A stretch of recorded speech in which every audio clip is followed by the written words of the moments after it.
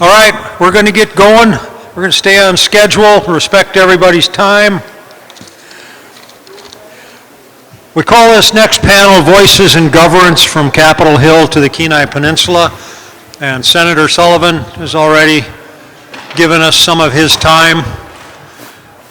This panel is comprised of Congressman Nick Begich, Chair of the Alaska Board of Fisheries, Marit Carlson Van Dort, and Peter Machecki, the Mayor of the Kenai Peninsula Borough. I've known and worked with Peter off and on for probably 20-some years, and I struggle to keep up with my good friend Marit as Chairman of the Board of Fisheries and give good advice and hope for the best, and usually that's what comes out. I've never had a chance to meet Nick before, and I thank him very much for being here because I know his time is extremely valuable. I'd like Marit to go first, and then Pete, and if Nick, if you don't mind, we finish up and you get kind of the last word there. Marit, you can do it from there, you can do it from here, you're on your own. Thanks, Kevin. Well, I'm pretty comfortable here, so let's hang out here for a second. So, hi everybody. My name is Marit Carlson Van Dort. I am the chair of the Alaska Board of Fisheries. I'm about halfway through my third term on the board. 5 of the 7 years of my service have been as chair. And ladies and gentlemen, what you just witnessed in that last panel was a little mini taste of what happens at a Board of Fisheries meeting. Passionate engagement, informed engagement, where there's a lack of definitive data or any data at all sometimes, with a decision pending and a question of where the burden of proof should lie when you're making these types of decisions. So, in the example that we just had with respect to hatcheries, the question that I am often presented with at the board is it incumbent upon a stakeholder or a proposer to prove that there isn't a negative impact, or conversely, is it incumbent to prove that there is one happening? And so that is sometimes where there's a lot of tension and debate that lies, in my experience. So with respect to the Board of Fisheries, I think it's a really unique system for how our fish and game resources are managed in the state. I am unaware of any other state or jurisdiction that invites and has the input and the influence that the public does in how our fish and game regulations are developed in this state. It is a very open and public process. And as the Board of Fisheries, we are tasked with the conservation and development of Alaska's fisheries. I see my job as chair is to sort of manage and facilitate that engagement and ensure that there is a transparent and fair process through which those decisions are made. So, in terms of my area of expertise, I am not a fisheries expert. But, what I try to do is make sure that the process through which those decisions are made is fair and transparent to the public.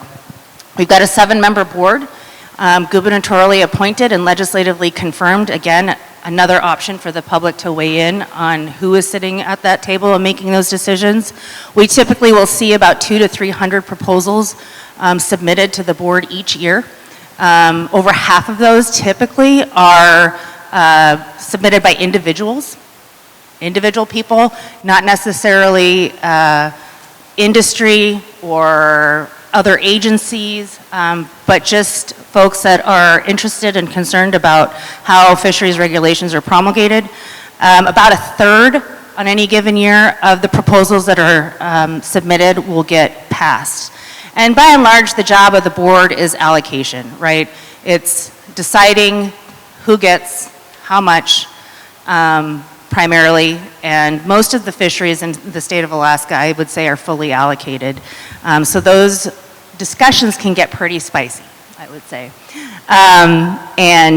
Again, my job is to try and make sure that those conversations occur openly and as respectfully as possible. And sometimes the board's tools in which we can carve up that pie, if you will, are kind of blunt.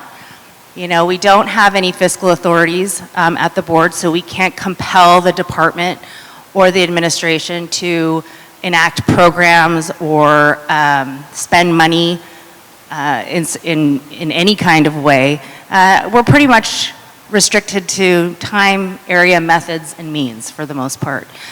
So it is, you know, like I said, a fairly blunt tool. But I am interested in the discussions that have occurred here today, and that will continue, I think, over the course of the next couple of days, about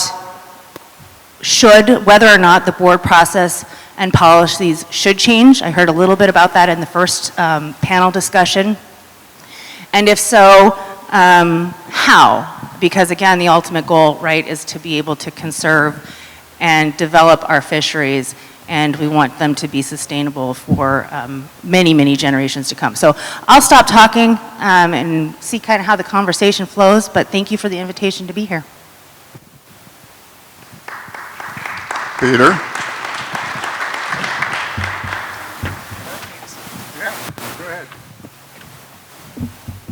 Thank you. Thank you, Craig. I just have a lot of papers, so it's easier to organize here. Like earlier discussions, I'm going to talk about where it all started as a poor white child in South Florida in 1961.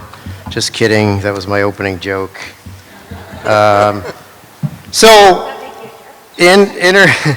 Interesting. Here's how I'm going to start. And you've touched on these things from the Alaska Fish and Wildlife News, from the ADF&G website. It talks about the early days.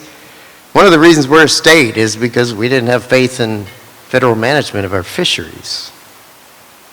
I still don't.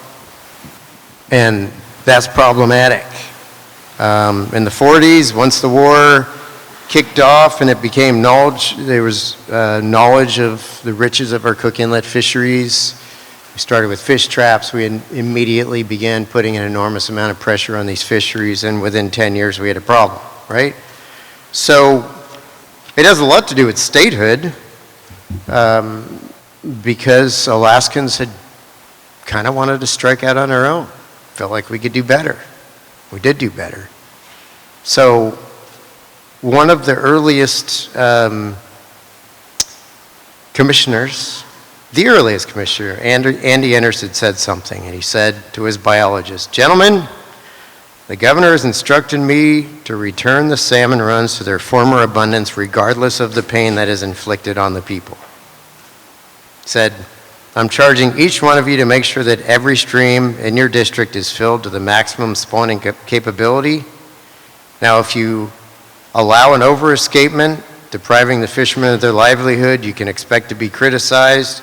But on a personal level, gentlemen, I want you to understand that if you allow an under-escapement, you can expect to be fired."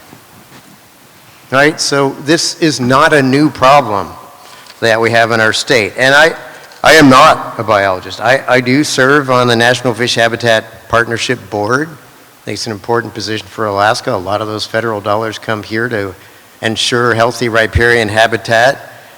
I'm not a fisheries biologist, I said, but everyone, so on the Kenai Peninsula, there are 62,000 residents and approximately 61,000 fisheries biologists. And you hear rednecks and camo at church talking about the benthic environment and riparian habitat and anadromous streams, which you wouldn't hear anywhere else, right? So why do we care? Because fish matter. They're what we do, what we eat, what brings our families together. They are recreation, our cultural fabric. They provide our nutrition and provide a major proportion of our commerce. So it matters. And I love looking out at the group here because we've got legislators here for some reason gathered in this corner. You have the chamber folks who know how important fish are to us. You have some set netters out there, non-mixed in very well with some of the others in the room. You have the state employees. We're all in a group. And us all being in a group has not served our fisheries well. I appreciate your service very much.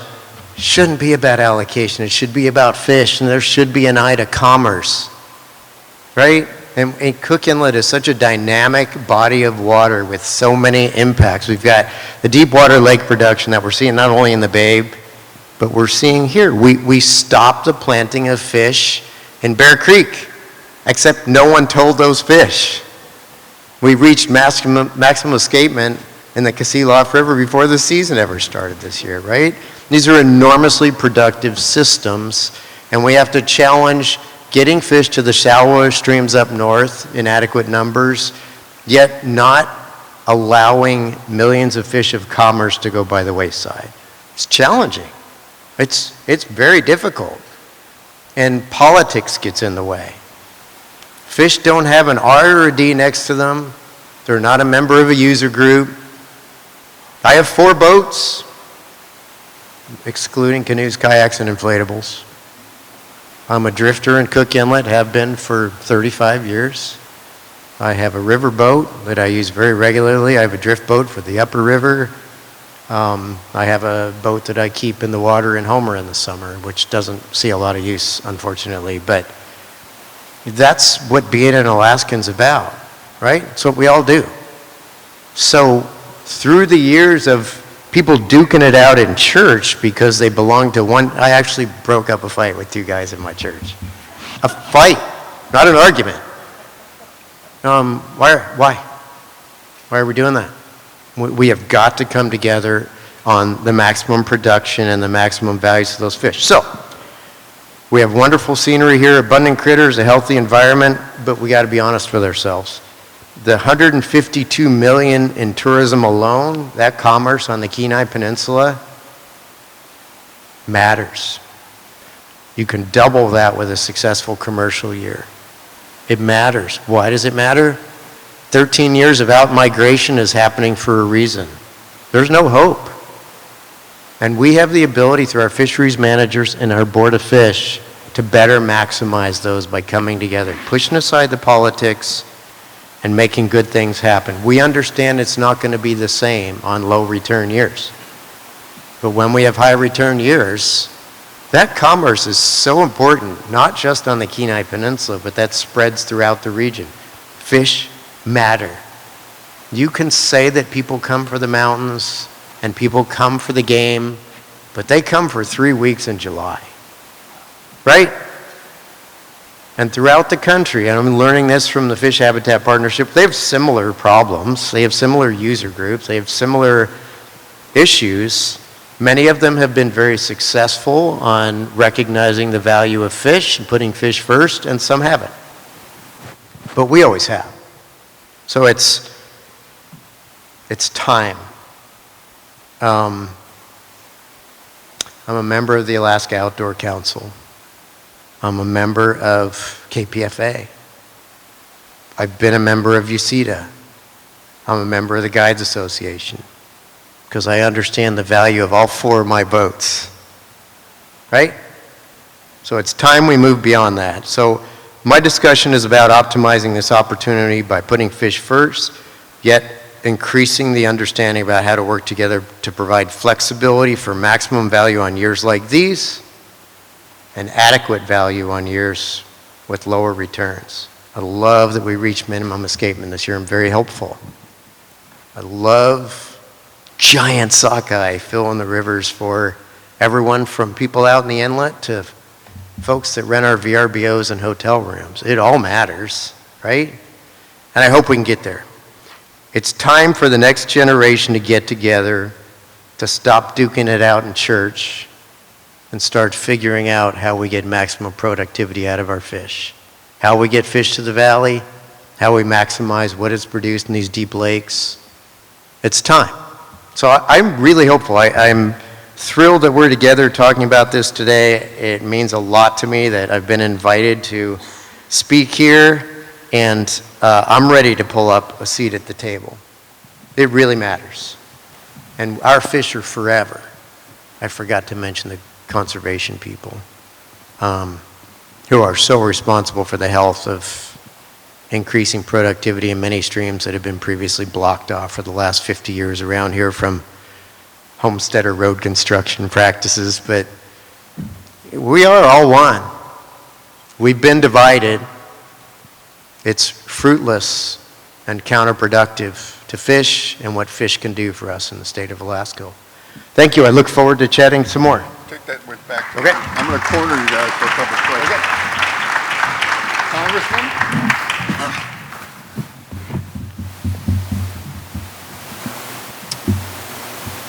Thank you, and a big thank you to the Kenai River Sport Fishing Association for hosting this outstanding event again this year. The Kenai River Classic is not just about sport fishing, it's about stewardship, education, and protecting the future of one of Alaska's most valuable natural resources. Kenai River holds a unique place in our state. It's a world-class fishery, a tourism driver, and a deeply rooted part of Alaska's very identity. But more than that, it's a river that connects people from all walks of life. Sport anglers, commercial operators, local families, and subsistence users all depend on a healthy and abundant fishery. And I will tell you, I was just in Kotzebue yesterday. I was up in Kotzebue and I had a surprising conversation with a local resident who said that her family actually subsists in part on the Kenai River. That they have family members down here. They'll barter, they'll trade, sometimes they'll fly down from Kotzebue, which is above the Arctic Circle, to come to the Kenai to fish. So that's why I believe strongly in science-based management, grounded in data and aimed at long-term abundance. And that's a key watchword, making sure that we are managing our fisheries for abundance. We've heard from our panelists, both panelists today and previous panels, how in many respects we're fighting over allocations. Those conversations get so much easier when we are managing for full carrying capacity and abundance. The single best way to reduce conflict among user groups then is to ensure that there are enough salmon in the river for everyone. When we manage for abundance, we protect opportunity for sport fishing, for commercial harvest, and for those subsistence traditions that go back generations. That requires solid investment in fisheries science, stock assessments, escapement counts, habitat monitoring, and strong coordination between state and federal managers. We need to ensure that our policy decisions reflect real conditions on the ground, not overly assumptive models or political pressure from outside the state of Alaska. We also need to continue to focus on bycatch volumes, ecosystem stewardship, and policies that protect our fish stock outside the river system. This includes kings and halibut and various crab species. At the federal level, I've advocated for putting more resources into fisheries research, especially where it supports state-led efforts. Alaska knows how to manage Alaska's fisheries. We need federal policy that reinforces that idea, not one-size-fits-all rules from Washington, D.C., as we also heard from Senator Sullivan echoing similar ideas. We also need to be vigilant about protecting the health of our river systems, from water quality to habitat preservation. And I think that the Kenai River is a model for habitat restoration and preservation, and certainly the Kenai River Sport Fishing Association is a model for other organizations throughout the state in that respect. The Kenai River Sport Fishing Association has been a leader promoting responsible, conservation-minded access to this incredible fishery. You understand that supporting abundance isn't simply good policy, it's good economics, it's good for our communities, and it's good for the entire state of Alaska. And I will continue to work in Congress to support these shared goals: a healthy, accessible Kenai River, strong salmon returns that are also predictable year after year, and science-first management that gives our fishery managers the tools they need to manage for abundance. Thanks for the invitation, and more importantly for your commitment to ensuring that the Kenai River remains a resource we can all enjoy and be proud to protect. Thank you. Thank you, Congressman, but don't run away, because I think there are a couple issues that people in this room want to talk about. One of them is federal management in the inlet. Is there a way with the administration we now have that is against regulation to put an end to that and give the state authority back in the inlet? You know, I think most people in the room, I hope most people in the room would agree with this, that fish don't respect the invisible boundary on a map. And fisheries management gets a lot easier and a lot more streamlined when you have one clear jurisdiction.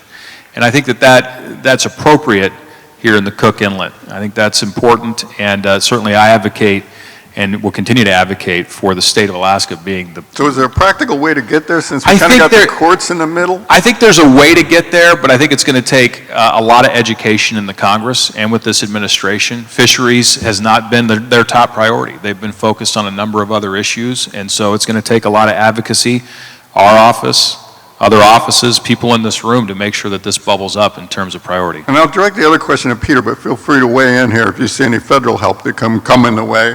But we've just had a major fishery shut down for what, 4 years now, basically? I mean, they fished a couple days this year. Clearly, we have too many permits there, for one thing. How do we, how do we change that fishery so we can keep some remnant of it running? So that's a good question. If I can just touch on the last question, there's a guy named Doug in the room here that has the language for how Congress can help. Moving the federal waters line down to the 59 line solves the entire problem. So let's talk. That's an easy thing to do.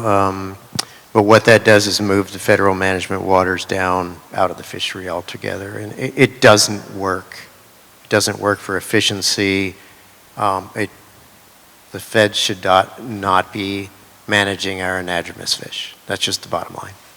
So, but yeah, so I had a little bill. It was called a SetNet buyback bill and had lots of support, except for one guy from Southeast that happened to be a co-chair of finance, not mentioning Bert's name. But there are options that I think would work.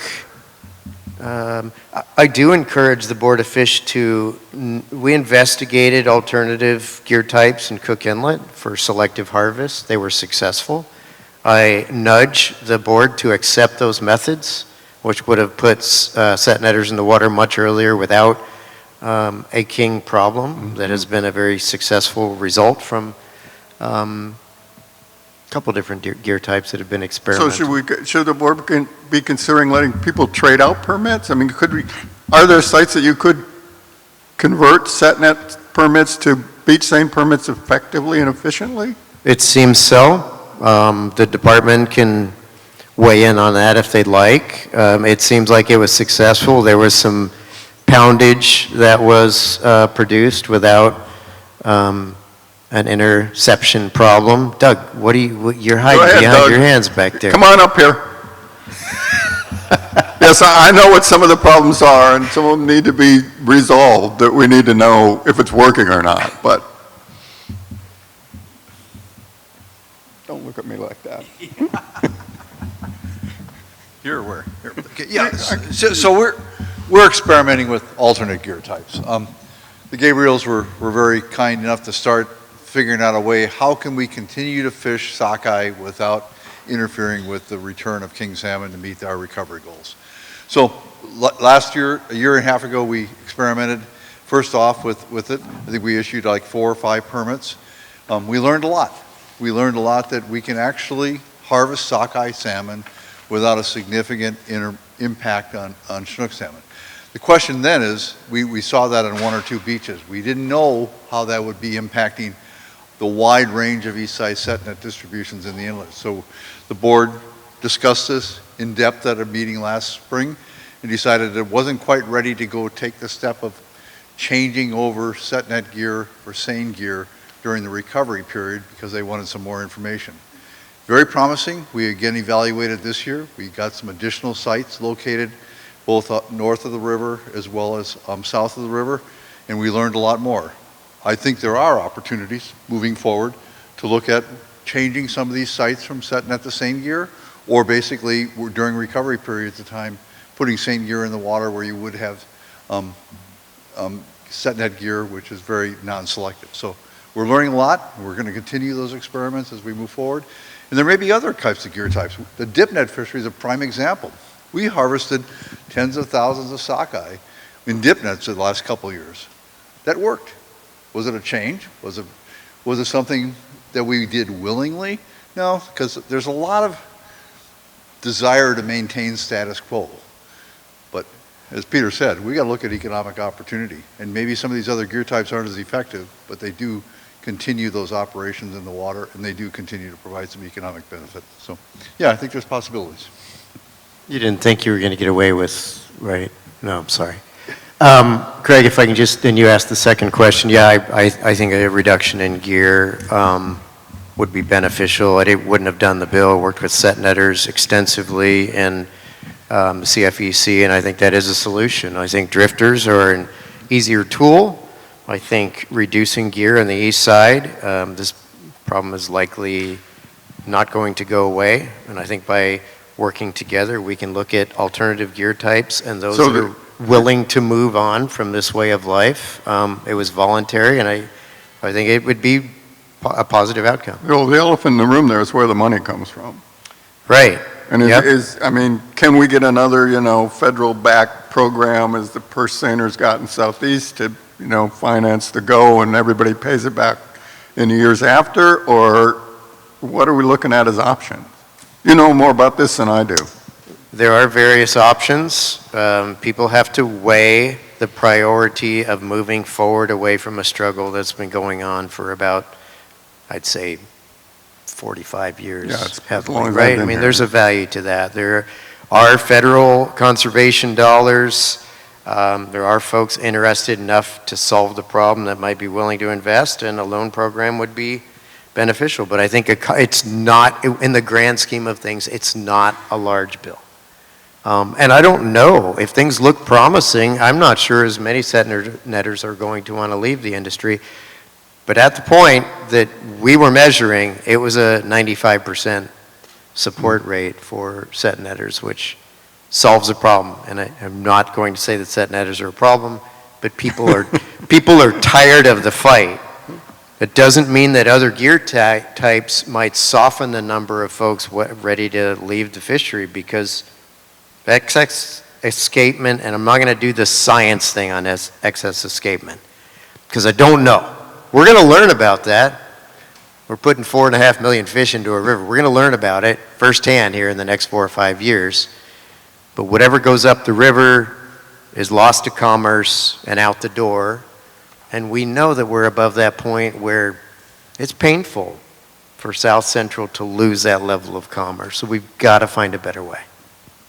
Well, I don't think we've lost that level of commerce on the full 4 million. I think we're going to have a sport harvest like you've never seen, that we kind of flooded the river with fishermen this year, which I didn't fish because there were too many people. No, honestly, I just went down and dipped netted some salmon and got out of there, and they quit early. There were so many fish. It's clearly a mark of too many. Yeah, I'm not going to disagree with you. I would have to crunch the numbers on the X vessel plus value-added value to Alaska versus the tourism dollars. They're all important. There's a balance. There's only so many you can catch. There's only so many anyone can catch. And when they're not harvested and you've adequately supplied the river with what you would require for another bumper crop in 4 years, at some point it's a loss of commerce. So that's the piece that I'm talking about. I don't know what that number is. I'm not going to have that argument. I'm not going to have the over-escapement argument. But I'm hoping that the department will focus on this year's return and correlate those numbers with 3 and 4 years from now to see what that end result looks like. I'd like to know that number. I think everyone would. Let me respond to something here. Let me distill it back a little bit more, because economics are also part of the allocation criteria the board considers. But if you take it back a step, it boils down to mixed stock, weak stock management. Okay? So if we got abundant sockeye, that's great. And if we had abundant kings, that's great. Everybody would be fishing. The issue, the tension arises where you have one stock, i.e. the Chinook stock in this example, that is not doing well, and they're coming in at the same time the sockeye do. So you have to start taking a look at how do you approach problem solving when you've got Chinook that are weak and sockeye that are great right now coming in at the same time. And that's where that selective gear harvest piece of it becomes very important and starts to address some of those issues, because certainly from my perspective, I want to see people going fishing. I mean, whether it's with a hook and a line or a net. I mean, I come from, a seining background. I'm one of the worst anglers you're going to encounter. But it's the weak stock management piece that we encounter all over the state. The Kenai and Upper Cook Inlet is one very, very good and obviously prescient example of that. But sometimes it doesn't even have to have like a sport fish component, or it could just be a subsistence and a commercial component, and you're still restricted because you've got multiple stocks that are coming in simultaneously, and that's where the challenge, at least for me, really arises. I think you put your finger right on it, because at the end of the day, the biggest economic threat that we could have is an ESA listing of Cook Inlet Kings, right? And so I think what we're doing right now, as painful as that can be, is appropriate, because we need to make sure that that stock recovers so that everybody can get back to that abundant fishery that I was talking And about. I think you just made an excellent point, that the best evidence against an ESA claim is what we did this year, that we put the minimum spawner goal in the river. I mean, I think that really strengthens the case immensely for the state in pushing back. Just to be clear, Craig, is anyone up here under the impression that we're not saying the same thing? Okay, good. Just want to clarify that. Sit down.